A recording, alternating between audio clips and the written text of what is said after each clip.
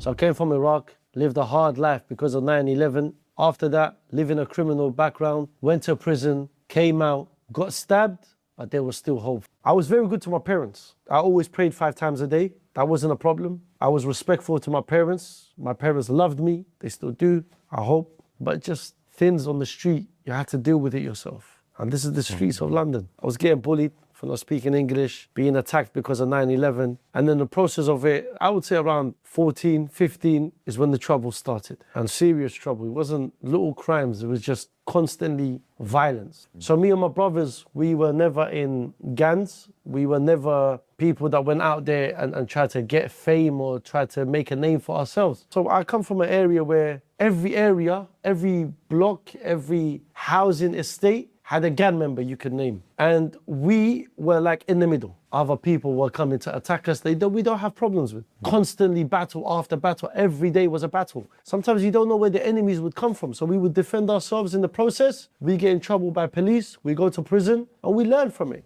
I remember when I was in prison for around 2 years, over 2 years, around that period, I remember seeing my mother come to the prison. So this was like a year into prison. So I haven't seen my mum yet. I just speak to her on the phone. So my mother come to prison and I remember seeing her in a hijab, abaya, like a woman of worship, a woman that fears Allah. I remember seeing her, she's like this, and she's getting searched, like they're searching her. And in that moment when I saw my mother and then when she came to see me, I couldn't hug her, I couldn't kiss her, I couldn't because there was a glass window and I couldn't even smell my mother. And I remember seeing my mother cry. Yeah, that was the changing point for me when I said to myself that when I come out of prison, I'm gonna make my parents proud. I'm gonna get a job. I'm gonna be a good son. I'm gonna make my parents proud.